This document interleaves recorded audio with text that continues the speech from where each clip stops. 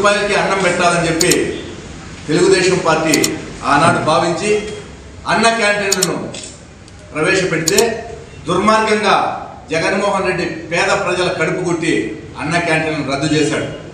ఈరోజు తిరిగి కూటమి ప్రభుత్వంలో సంక్షేమ కార్యక్రమంలో భాగంగా పేదవానికి పట్టెడు అన్నం పెట్టడానికి 5 రూపాయలకే ఇవ్వడం జరుగుతోంది. ఏదైతే మేనిఫెస్టోలో చెప్పారో అవి తూచా తప్పకుండా నెరవేర్చే బాధ్యత తెలుగుదేశం పార్టీ కూటమి చేపడుతుంది. త్వరలోనే ఆర్టీసీ బస్సుల్లో మహిళలకు ఉచితంగా ప్రయాణం చేసే సౌకర్యం కూడా కల్పిస్తుంది. ఇదిలా ఉంటే నిన్న అన్నా క్యాంటీన్లను మదనపల్లె శాసనసభ్యులు షాజహాన్ బాషా గారు తెల్లవారి టిఫిన్ సెక్షన్కు ప్రారంభం చేశారు. మా అందరికీ కూడా మెసేజ్లు పంపారు. కొన్ని కారణాలు అంటే మాకు ఇంటి దగ్గర ఏదో సొంత పనులు ఉన్న వల్ల టయానికి మేము పోలేకపోవడం, మరి కొంతమంది అర్లీ మార్నింగ్ కాబట్టి అక్కడికి చేరుకోలేకపోవడం, అటువంటి చిన్న చిన్న కారణాలతో పోయిండొచ్చు. అంతేగాని కొన్ని ఛానళ్ళు, ఎలక్ట్రానిక్ ఛానళ్ళు కానీ కొన్ని వార్తాపత్రికల్లో వచ్చినట్లుగా మదనపల్లిలో ఏదో తెలుగుదేశం పార్టీలో వర్గ విభేదాలు ముదిరిపోతున్నాయని, ఏదో ఇలా కొంప కొల్లేరు అయిపోతా ఉందని కొన్ని పత్రికలు రాశాయి. అదేవిధంగా మధ్యాహ్నము మా పార్టీ అధ్యక్షులు చెమర్తి జగన్మోహన్ రాజు గారు అన్నా క్యాంటీన్ల పరిశీలనార్థము మదనపల్లికి వచ్చాడు. ఆయన తరచూ విజిట్ చేస్తూ ఉంటాడు. విజిట్ చేసినప్పుడు ఆఫీస్ బ్యానర్లుగా మేమంతా ఆయన కలవడం రివాజు. ఆ అధ్యక్షుడిని కలిసినప్పుడు కొంతమంది వారి బాధలు ఆయన దృష్టికి తీసుకుపోతారు. మేము పార్టీకి పనిచేసినాము, మాకేదో సహాయం చేయండినో, పోస్ట్ ఇవ్వండినో, ఏదో కొంత ఆయన బాధలు చెప్పుకుంటారు.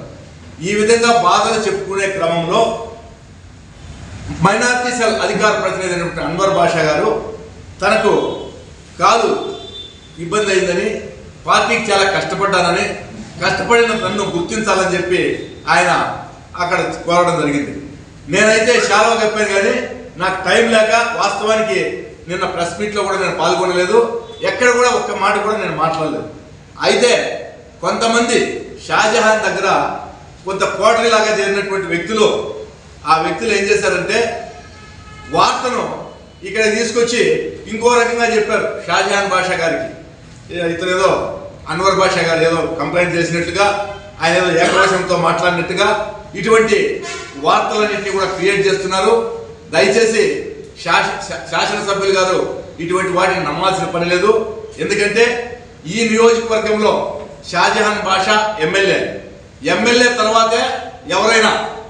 In the same time party అధ్యక్షుల వారికి కూడా మేము చేసే సూచన ఏమంటే మదనపల్లికి మీరు వచ్చేటప్పుడు శాసనసభ్యులు వారిని కూడా కలిసి వారితో కలిపి కార్యక్రమాల్లో పాల్గొంటే కార్యకర్తల్లో గందరగోళం అనేది ఉండదు.